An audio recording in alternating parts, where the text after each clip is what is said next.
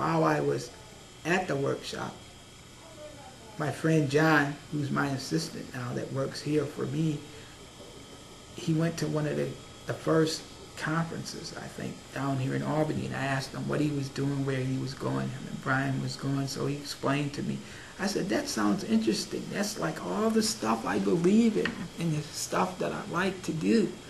So he asked me about coming to one of the meetings and joining the group. They said, we'll be glad to have you at our self-advocacy group, but there's one thing. And I said, what's that? We're having the meeting on a boat. And I thought, uh-oh, I do not like boats. I like boats, but I do not like water. So the boat's on the water at the Niagara River. I was thinking, I was worried about that until it was time to go to the meeting. So we get to the boat, and I was like saying a prayer. I was hoping that I didn't have to get on that boat.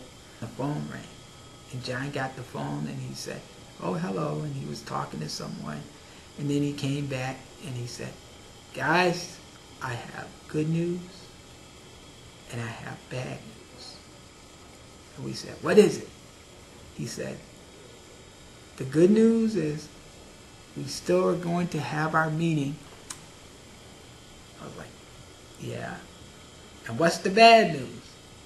And he said, the bad news is that the captain's not coming. Something came up, and he can't make it.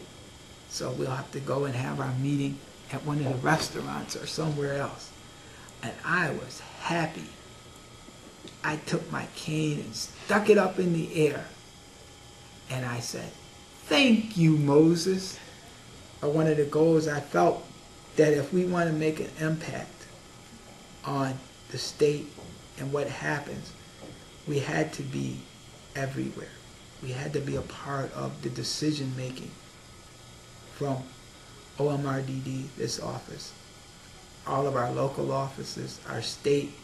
We had to be a part of what the provider agencies was doing. We had to be a part of the parents. So we set out some plans and some goals, and I talked with the board, and I said, we have to network with the commissioner, and we had a meeting with the commissioner, and it was Tom Mall at that time.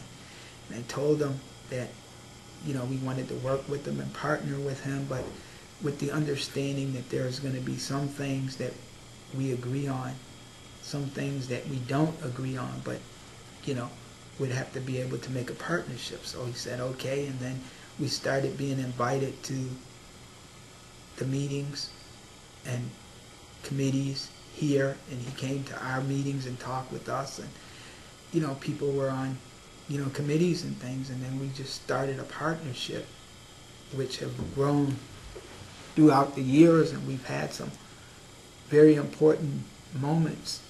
The state provides money for self-advocacy to run the organization, and then once the state does that, they're out of it. They do not tell self-advocacy what to advocate for, what to talk about. If there's an issue that self-advocacy maybe want to call the commissioner or call Max or someone here on, or some of the people in some of the offices and stuff, they do that, and they get opinions.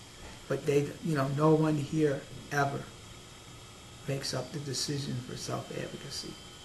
We have the statewide association office in Schenectady, but we also have regional levels, offices, you know, around the, you know, coordinators around the state. Now we have over 200 and something groups.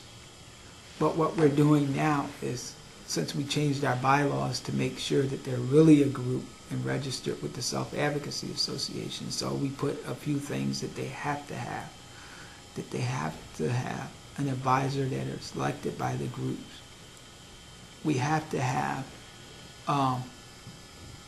officers, and we have to be registered in the region that you live in, plus registered with the statewide association.